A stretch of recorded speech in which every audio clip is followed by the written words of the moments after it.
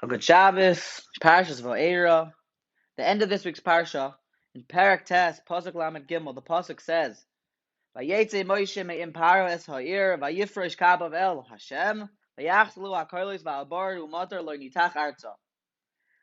The last of the Makkahs in this week's Parsha, the seventh Makkah, Makkah's Barod, the hail.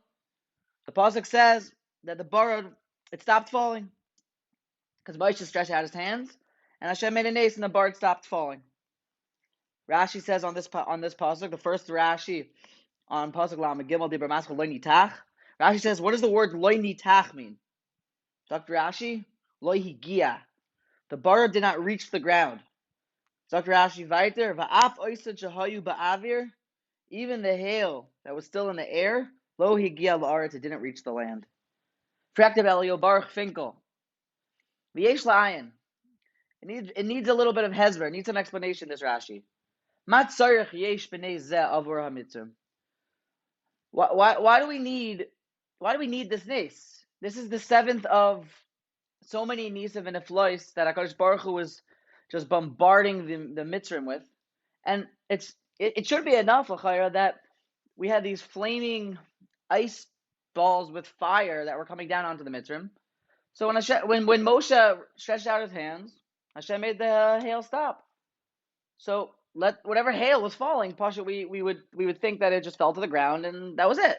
Why did Hashem have to make even weiter an ace of that? No, it should freeze exactly where it is. Let just the teva continue. It was some sort of crazy nace was happening. The bar was falling, and now that the nace is over, okay, whatever bar is in the air will crash down, and then no more will fall.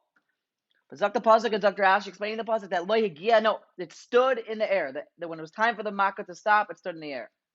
Dr. Baruch Finkel, a Yesoid Gadol, Lamedim, Anu Mikan. We can learn from here. Shekol Davar v'Davar, Ba b'Shlichusay shel HaKadosh Baruch Hu. Everything in this world comes from the Shlichus of HaKadosh Baruch Hu.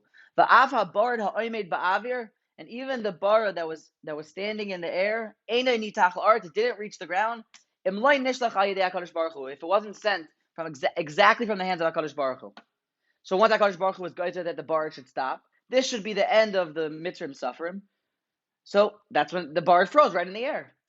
Meaning, it's clear from here, says Rabbi Elio Baruch Finkel, that when someone's going through Nisyonis, when someone's going through Yisurim, there's exactly the amount that a person is supposed to go through. And as the bar was coming down and Hashem was literally and figuratively plaguing the Egyptians with barad, now it was time for it to stop. It stopped. Because there's a Hakol Zman V'Eis, and even for tzaros, we know that the tzaros we go through is really only to help us get to the other side and reach a higher madrega.